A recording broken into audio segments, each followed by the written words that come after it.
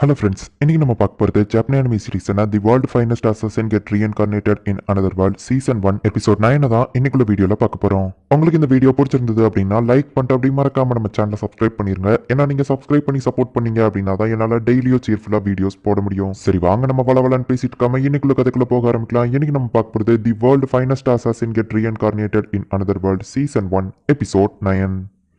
நம்ம ஹீரோ இப்போ ஒரு ப்ரொஃபஷனல் அசாசின் ஆயிட்டான். இந்த நோபல்மன் தான் உன்னோட டார்கெட். இவன் மிலிட்டரி சீக்ரெட் எல்லாம் பக்கத்து நாட்டுக்கு வித்து பதிலுக்கு ட்ரக்ஸை வாங்கிக்கிட்டு அதை நம்ம ஊர் மக்களுக்கு கொடுத்து இந்த கிங்டமையே நாசம் பண்ணிட்டு இருக்கான். இதுதான் உன்னோட ஃபர்ஸ்ட் மிஷன். இதுல நான் தலையிட மாட்டேன். உனக்கு எப்படி விருப்பம் இருக்கோ அந்த மெத்தட்ல அவனை கொல்லு அப்படின்னு சொல்லி அவங்க அப்பா சொல்றாரு. இவன் உண்மையிலேயே நல்லவனா இல்ல கெட்டவனா, இவன் கொல்லப்பட வேண்டியவன் தானாங்கிறத நம்ம ஃபர்ஸ்ட் தெரிஞ்சுக்கிடணும். மாகாவோட திறமை என்னங்கிறதையோ அவளை இதுல காட்ட சொல்லுவோம் அப்படின்னு சொல்லி நம்ம ஹீரோ வந்து மாகாக்கு ஒரு மெசேஜ் எழுதி அனுப்புறான். 3 புறாவை அனுப்பியிருக்கோம். கண்டிப்பா மாகாக்கு இந்த மெசேஜ் போய் சேர்ந்துரும் அப்படின்னு சொல்லி நம்ம ஹீரோ மனசுக்குள்ள நினைக்கிறான். நம்ம ஹீரோ தூங்கிட்டு இருக்கோம். அவங்க அம்மா நைஸா கதவை திறந்து உள்ள வராங்க. நம்ம ஹீரோ பார்த்துட்டு பார்க்காத மாதிரி அந்த இடத்துல தூங்கிட்டு இருக்கிற மாதிரி நடிக்கிறான். எஸ், என் பையன் ரொம்பவும் வளர்ந்துட்டான் அப்படின்னு சொல்லி அவங்க அம்மா ஹாப்பியாகவும் நம்ம ஹீரோ கண்மொழிக்கிறான். அச்சோ லூக், நான் உன்னை எழுப்பிட்டேனா அப்படின்னு அவங்க அம்மா கேட்கவும், வெளியாளுங்க யாராச்சும் உள்ள வந்தாலே எனக்கு தெரிஞ்சிடும், நான் முழிச்சேதான் இருந்தேன் அப்படின்னு நம்ம ஹீரோ சொல்லவும், நான் என்ன வெளியாளா, நான் உன் மேல பாசத்துல தானே உள்ள வந்தேன் அப்படின்னு சொல்லி அவங்க அம்மா பேசிட்டு இருக்காங்க. அப்ப அவங்க அம்மா வந்து நம்ம ஹீரோவை டீஸ் பண்ணவும், போங்கம்மா அப்படின்னு சொல்லி நம்ம ஹீரோ படுத்துக்கிட்டுதான். அவங்க அம்மாவை நம்ம ஹீரோவை பேசிட்டு இருக்கும் போதே டாட் அந்த இடத்துக்கு வந்து, மிஸ்டர் லூக், நான் சாப்பாடு ரெடி பண்ணிட்டேன் அப்படின்னு வந்து சொல்றா. டாட், உன்கிட்ட கொஞ்சம் முக்கியமா பேசணும் அப்படின்னு சொல்லி நம்ம ஹீரோ கூப்பிடுறான். நீ என்னதான் இருந்தாலும் எனக்கு சின்ன பையன் தான் அப்படின்னு அவங்க அம்மா சொல்லவோ, நான் வளர்ந்துட்டேன், ட்ரெஸ் மாத்தும் போது மட்டும் உள்ள இருக்காதீங்க அப்படின்னு சொல்லி வெளியே தள்ளிடுறான். இந்த 3 பொண்ணுல ஒரு பொண்ணை செலக்ட் பண்ணு அப்படின்னு சொல்லி அவங்க அம்மா சொல்றாங்க. எதுக்குன்னு கேட்டா அரேஞ்ச் மேரேஜ் பண்ணி வைக்கதான் அப்படின்னு சொல்லி அவங்க அம்மா சொல்றாங்க. எனக்கு இதுல எல்லாம் இன்ட்ரெஸ்ட் இல்ல அப்படின்னு நம்ம ஹீரோ சொல்றான். நீ இப்ப பெரிய பையன் ஆயிட்டு, நானும் பேரம் பேத்தி எல்லாம் பார்க்கணும்னு ஆசைப்படுறேன். இதுக்கு மேலேயே நீ லேட் ஆக்குனா எனக்கு ரொம்ப வயசாயிரும் அப்படின்னு சொல்லி அவங்க அம்மா சொல்றாங்க. டாட், கொஞ்சம் நீ பேசுறியா அப்படின்னு நம்ம ஹீரோ சொல்லவோ, அவளும் என்னெல்லாமோ சொல்லி பாக்குறா. ஆனா அவங்க அம்மா கேட்கற மாதிரியே இல்ல. அப்படின்னா நீ தான் ஒரு வேளை என்னோட பேர குழந்தைங்களை பத்தி கொடுக்க போறியா அப்படின்னு சொல்லி டாட் கிட்ட அவங்க அம்மா கேக்குறாங்க. அவளும் நான் பண்றேன் அப்படின்னு சொல்லி பேச்சுவாக்குல சொல்லியிருந்தா. அதுவும் நல்ல ஐடியா தான். லூக் அவ உனக்கு அசாசினேஷன்லயும் ஹெல்ப் பண்ணுவா, உன்னை நல்லாவும் பாத்துக்கிடுவா அப்படின்னு சொல்லி அவங்க அம்மா சொல்லவும், மிஸ்டர் லூக்கு இதுல விருப்பம் இருந்தா எனக்கும் ஓகே தான் அப்படின்னு சொல்லி டாட் வெக்கப்படுறா. அம்மா போதும், அவளை ரொம்பவும் டீஸ் பண்ணாதீங்க அப்படின்னு நம்ம ஹீரோ சொல்றான். இல்ல நான் உண்மையா தான் சொல்றேன் அப்படின்னு சொல்லி அவங்க அம்மா காமெடி பண்ணிக்கிட்டே இருக்காங்க.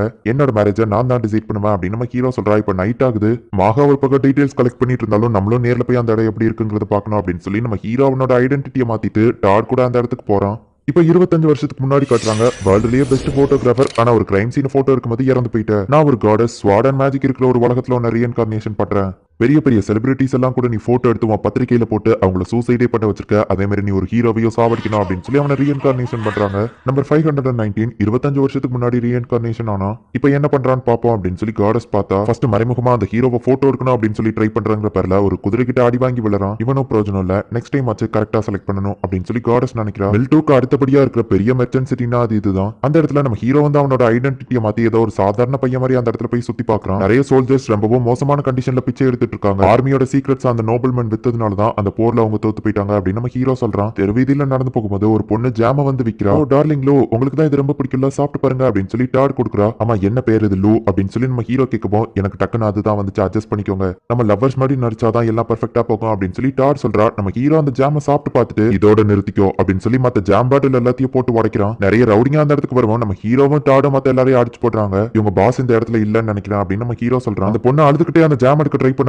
இதுல ட்ரக்ஸ் கலந்துருக்குன்னு தெரிஞ்சுமா நீ இதை விற்கிற அப்படின்னு நம்ம ஹீரோ கேட்கறான். ஆனா எங்க அம்மா அப்படின்னு சொல்லி அந்த பொண்ணு அழ ஆரம்பிக்கிறா. அந்த பொண்ணோட வீட்டுக்கு நம்ம ஹீரோவோ டாடு போறாங்க. எனக்கு அந்த ட்ரக்ஸ் வேணும், அந்த ட்ரக்ஸை கொண்டா, அந்த ட்ரக்ஸை கொண்டா அப்படின்னு சொல்லி அவங்க அம்மா அந்த பொண்ணை போட்டு அடிக்கிறாங்க. அவங்க அம்மா அந்த ட்ரக்குக்கு அடிக்ட் ஆயிருக்காங்க. நம்ம ஹீரோ பக்கமும் நம்ம ஹீரோவை அடிக்க பக்கமும் நம்ம ஹீரோ அவங்கள புடிச்சு வைக்கிறான். அச்சோ அம்மா அப்படின்னு சொல்லி அந்த பொண்ணு பயப்படுவோ, கவலைப்படாத அப்படின்னு சொல்லி டாட் சொல்றா. அந்த லேடியோட பாடிக்கு இதுக்கப்புறம் ட்ரக்ஸ் தேவைப்படாதபடி நம்ம ஹீரோ ஒரு ட்ரீட்மெண்ட் பண்றான். அந்த லேடியோட பாடிக்கு இதுக்கப்புறம் ட்ரக்ஸ் தேவைப்படாது, ஆனா சைக்காலஜிக்கலா அவங்களா திருந்தினாதான் உண்டு அப்படின்னு நம்ம ஹீரோ கிளம்புறான். ஓ லூக் வந்துட்டியா, 6 நாள்ல இருந்து நிறைய டெலிவரி வந்திருக்கு அப்படின்னு சொல்லி அவங்க அம்மா சொல்றாங்க. ஆர்னா அப்படிங்கிறது நம்ம ஹீரோ வச்சிருக்கிற அந்த காஸ்மெட்டிக் ஷாப்போட நேம் தான். பரவாயில்ல, மாகா எல்லா இன்ஃபர்மேஷனையும் சீக்கிரமாவே கலெக்ட் பண்ணி அனுப்பிட்டா. வீசின் அப்படிங்கிற ஒரு வகையான ட்ரக்ஸ் தான் அவங்க விற்கிறாங்க. இது எல்லாத்தையுமே ஒரு மாஃபியாவை வச்சுதான் அந்த நோபல்மன் பண்றான். அங்க இருக்கிற மக்களை பொறுத்தளவு இவன் தான் இதை பண்றாங்கிறது யாருக்குமே தெரியாது. ஒரு நோபல்மன் இன்வால்வ் ஆயிருக்கிறதுனால ராயல் ஃபேமிலியால டைரக்டா இதுல எந்த ஆக்ஷனும் எடுக்க முடியல. இந்த வேலையை 2 or 3 வால மட்டும் தான் செஞ்சு முடிக்க முடியும் அப்படின்னு நம்ம ஹீரோ சொல்றான். இப்ப அடுத்த நாள் அந்த நோபல்மனோட வீட்டுக்கு பாலுக்கு இல்லாரா மாகாவை கூட்டிட்டு நம்ம ஹீரோ போறான். 10 நாள் பிரிஞ்சிருந்ததே பல வருஷமா பிரிஞ்சிருந்த மாதிரி எனக்கு இருக்கு அப்படின்னு சொல்லி மாகா சொல்றா. ஆமா, டாட் ஏதாச்சும் பண்ணாலா அப்படின்னு கேட்கவோ,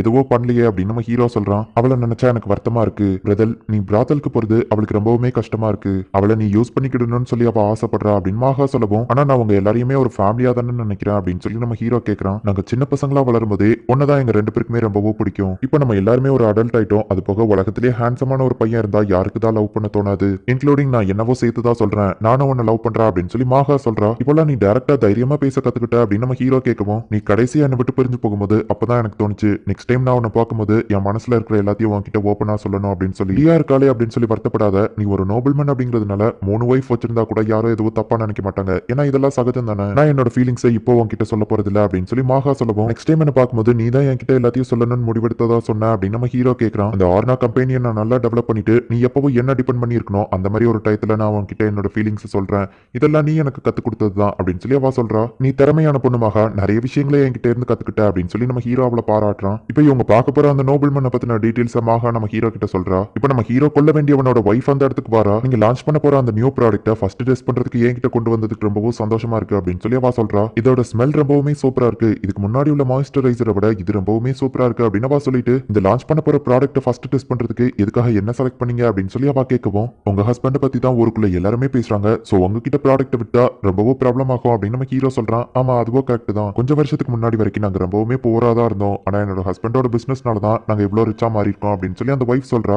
இப்போ அவளோட ஹஸ்பண்ட் அந்த இடத்துக்கு வரான். இவன் தான் என்னோட டார்கெட்டா அப்படின்னு சொல்லி நம்ம ஹீரோ மனசுக்குள்ள நினைச்சிட்டு அவனை பாக்குறான். மிஸ்டர் ஈலிக், உங்களை தான் இப்ப இருக்கிற எல்லா லேடிஸ்க்குமே பிடிச்சிருக்கு, எனக்கே உங்களை நினைச்சா கொஞ்சம் பொறாமையா தான் இருக்கு, உங்களோட ப்ராடக்ட்ஸ்னால தான் என்னோட வைஃப் ரொம்பவும் ஹாப்பியா இருக்கா, எனக்கு என்னோட வைஃப் ஹாப்பினஸ் தான் ரொம்பவும் முக்கியம் அப்படின்னு சொல்லி அவன் சொல்றான். நைட் ஒரு பார்ட்டிக்கு அவன் நம்ம ஹீரோவை இன்வைட் பண்ணிருக்கான். நம்ம ஹீரோ அந்த இடத்துல ரொம்பவும் ப்ராப்ளமா இருக்கான். மிஸ்டர் ஈலிக், உங்க புது ப்ராடக்ட் எங்க அப்படின்னு சொல்லி எல்லா லேடிஸும் நம்ம ஹீரோ கிட்ட கேக்குறாங்க. அந்த புது பாட்டில கொண்டு வந்த உடனேயுமே எல்லா லேடிஸும் அங்க இருந்து கிளம்புவோம், உங்களோட அந்த பாட்டில் தான் ரொம்பவும் ஃபேமஸா இருக்கு போல, என்னோட வைஃப் தான் எனக்கு எல்லாமே, அவளுக்கு அந்த பாட்டில் பிடிச்சிருந்தா எனக்கு எந்த பிரச்சனையும் இல்ல அப்படின்னு சொல்லிட்டு அவன் காமெடியா பேசுறான். ஆமா உங்க பிசினஸ்லாம் எப்படி போகுது அப்படின்னு நம்ம ஹீரோ கேட்கவும், அது சின்ன லெவல் பிசினஸ் தான் அப்படின்னு சொல்லி அவன் சமாளிக்கிறான். அவனோட வைஃப் அவன் ரொம்பவும் லவ் பண்றான் அப்படிங்கறத நம்ம ஹீரோ பாக்குறான். இப்போ 3 நாள் கழிச்சு நமக்கு காட்டுறாங்க, என்னோட ப்ரீவியஸ் லைஃப்ல நான் ஆர்கனைசேஷனுக்கு ஒரு டூலா மட்டும் தான் இருந்தேன், நல்லதா கெட்டதா எதையும் பத்தி யோசிக்காம அவங்க சொன்னவங்களை மட்டும் போட்டு தள்ளிட்டேன். ஆனா இப்போ அப்படி கிடையாது, நான் கொல்லணுமா வேண்டாமா அப்படிங்கறத நான் தான் டிசைட் பண்ணணும். இவனால நிறைய மக்கள் பாதிக்கப்பட்டிருக்காங்க, சோ இவன் கொல்லப்பட வேண்டியவன் தான். அவன் வைஃப் கிட்ட நான் பேசினப்போ தெரிஞ்சது அவன் எப்பவும் பால்கனில வந்து ட்ரிங்க்ஸ் குடிப்பான் அப்படின்னு சொல்லி. அப்படி நம்ம ஹீரோ வெயிட் பண்ணிட்டு இருக்கான். ராயல் ஆர்டர் அண்ட் 2 பிரின்சிபல் படி இவன் சாகடிக்கப்பட வேண்டியவன் அப்படின்னு சொல்லிட்டு நம்ம ஹீரோ அவனை கொன்றுதான். மிஷன் சக்சஸ்ஃபுல்லா முடிஞ்சிருச்சு அப்படின்னு நம்ம ஹீரோ எந்திக்கவும், அவன் வைஃப் வந்துட்டு அழுறத நம்ம ஹீரோ பார்த்துட்டு அப்படியே ஒரு மாதிரி அவன் சோகமாக்குறான். என்னோட ப்ரீவியஸ் லைஃப்ல நான் யாரையோ கொன்னப்போ இந்த மாதிரி கஷ்டப்பட்டது இல்ல, நான் ஆர்கனைசேஷனுக்கு ஒரு டூல் மாதிரி இருந்தேன், அவங்க சொன்னவங்களை மட்டும் தான் கொண்டுட்டு இருந்தேன்,